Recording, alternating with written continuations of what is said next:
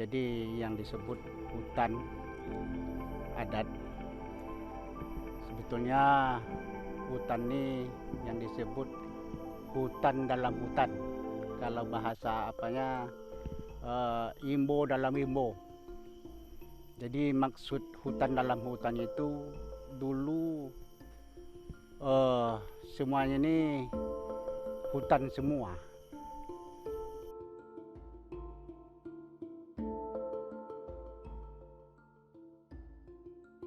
Inti latar belakang dalam artian kan Imbo Putih ini kenapa dikembangkan jadi ekowisata, biar kita bisa menjaga hutan itu.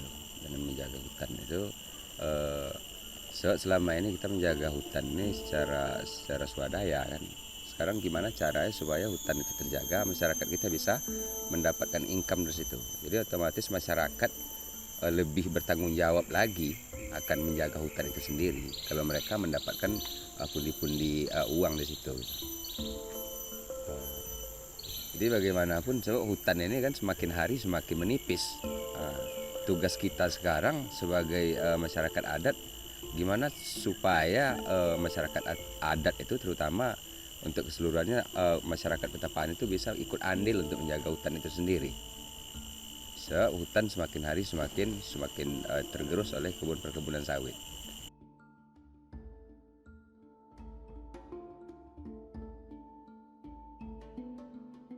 KUPS kita memilih budidaya kelulut itu karena melihat dari pasar itu rata-rata setiap madu yang kita panen kita tetap kekurangan madu untuk konsumsi, untuk konsumen kita. Intinya, seberapa pun banyak madu, kita pasti kekurangan untuk mengisi konsumen.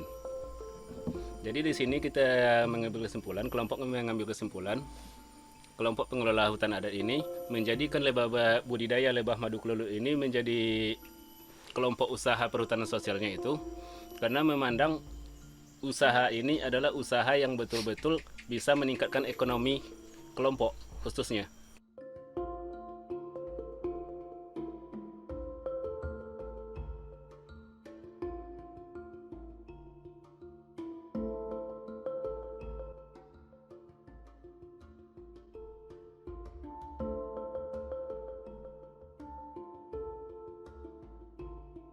Kalau motivasi itu sih pertama kami kan sebagai anak adat lah kan kalau di kampung kami itu, jadi kami harus menghidupkan kembali adat tentang kami, kerajinan kami ini. Awalnya kan ini tuh cuma ibu-ibu, jadi karena ibu-ibu tuh biasanya cuma bikin, kalau bahasa kami kan lampia, terus ada kayak apa ya, panompi bahasa kami kan. Jadi kami termotivasi bagaimana kami caranya agar dari anyaman ini nggak hanya itu aja yang dibikin. Jadi inilah kami mencoba untuk membuat ini.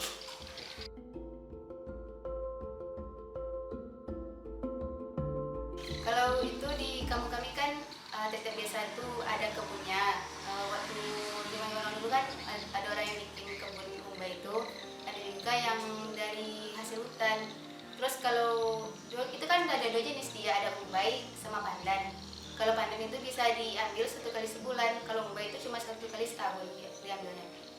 Kalau pandan itu dia itu agak lebih kecil-kecil, kalau umbai agak lebih panjang.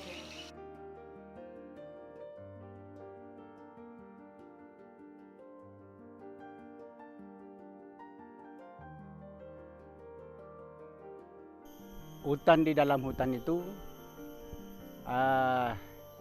yang sepeninggalan sampai saat segini itu yang disebut hutan Boncalida di desa Kampar, hutan Ibo Pomuan di desa Kota Perambahan. Itu yang disebut hutan adat larangan yang tak bisa diambil oleh masyarakat, dipunahkan lah. Jadi yang di selain itu boleh diambil, itulah Sekarang ini ya inilah sekarang yang tinggal lagi. Jadi yang selain itu udah habis oleh anak kebanyakan ataupun masyarakat.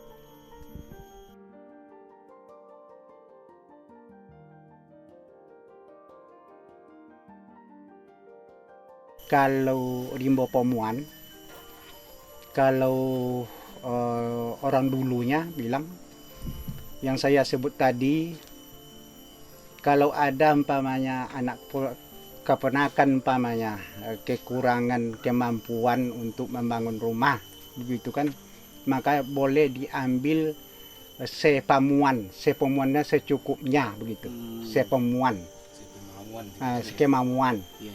Jadi disebut kalau bahasa adatnya pamuan.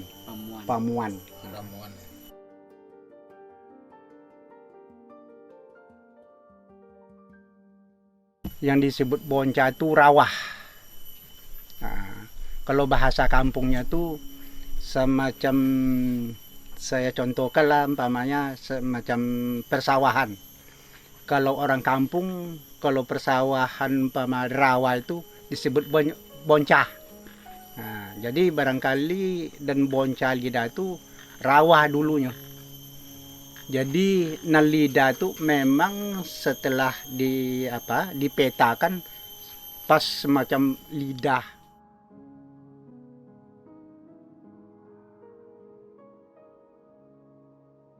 Kita mulai berkelompok akhir 2020 di bulan-bulan Desember, tapi secara pribadi seperti kami bilang tadi, kita ini ngambil kelompok ini dari pribadi-pribadi pembudidaya. Dari tahun-tahun 2014 kita pribadi-pribadi ini sudah mulai membudidayakan kelulut.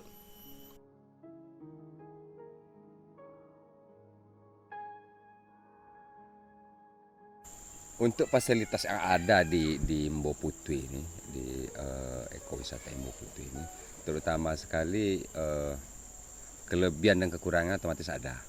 Untuk kelebihan Mbo Putui ini salah satu hutan adat yang masih perawan dan dekat dari Pekanbaru ke Mbo Putui ini. Hanya kalau dari bandara berkisar sekitar 1,5 jam dari bandara sampai ke Mbo Putui. Yang kedua yang ada di kita baru mendirikan 2 gazebo, ada toilet yang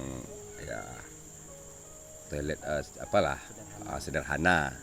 Untuk kedepannya mungkin kita bangun musola, mungkin bisa jadi lapangan camping ground kita juga ada. Mungkin untuk kedepannya kita bangun koteks.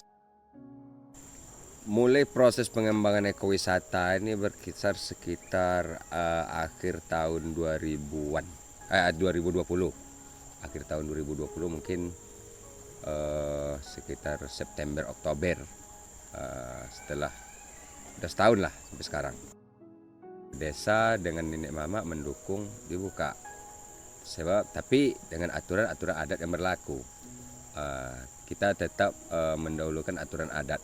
Kita jangan menilai sesuatu ekowisata itu dengan uang, tapi tetap harus dinilai dengan adat-adat yang berlaku di sini, aturan-aturan adat yang berlaku di sini. Karena menjaga kampung kita itu butuh aturan-aturan adat yang diberlakukan. Kalau tidak kita lakukan aturan-aturan adat yang ada, otomatis kampung kita akan rusak. Ya seperti yang saya bilang tadi kan, kalau Anyam ini kan dulu awalnya cuma 2 produk itu. Ada sih yang lebih kayak ada dia kayak dompet gitu. Tapi kalau kami misalnya kibang, dia itu kayak bulat gitu, dia kayak ada tombol tapi nggak pakai tutup. Dulu kan itu produknya cuma lapis sama kayak gitu. Jadi kami mencoba memanfaatkan apa yang ada aja. Kalau dari gerai kan, kami kan di sini kan 4 desa. Jadi kami di sini tuh 4 orang. Kalau kami di sini ada juga bikin kerajinan ini kan, dari desa ada juga. Tapi kalau orang tuh bikinnya dia bisa nitip di sini. Tapi kan kalau hasilnya tuh kami bagi sesuai kesepakatan kami. Kalau jenis produknya ada dompet, ada sendal, dengan kunci, tas,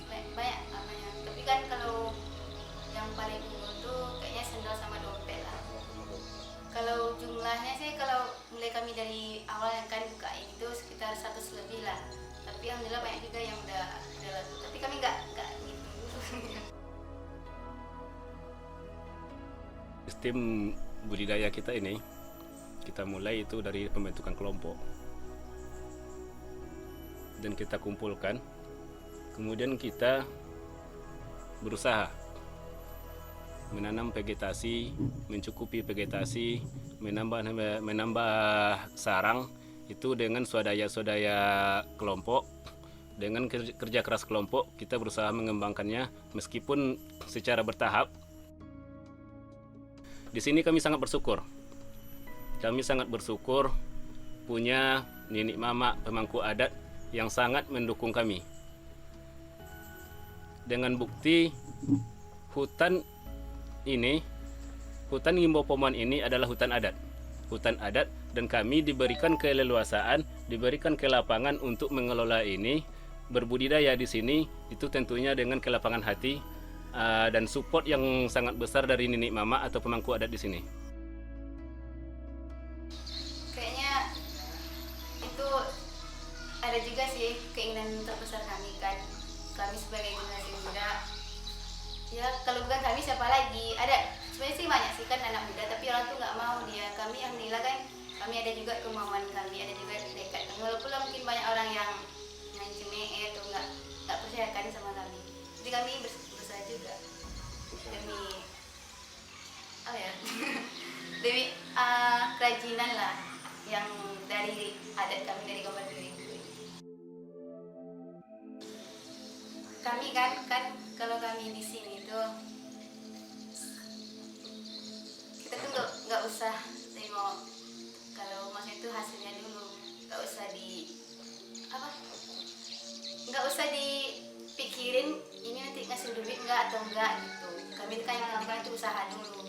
Kalau hasilnya tuh kami terakhir aja, kami nggak yang penting kami tuh mau dihargai, mau dianggap itu aja. Kelebihan dari hutan Limau Putih ini, pertama dari awal sudah dibilang tadi bahwasanya hutan kita masih perawan. Dalam artian mungkin saya sendiri udah beberapa, adalah 1 atau 2, 3 masuk ke hutan adat yang ada di Riau. Mungkin salah satu termasuk hutan Limau Putih ini termasuk hutan yang kayu-kayuan masih banyak. Dalam artian kayuan itu yang masih banyak, itu yang diameter 50 ke atas tuh, sampai yang berdiameter 200-an yang biasa yang didatangi oleh tamu-tamu, itu namanya kayu batu.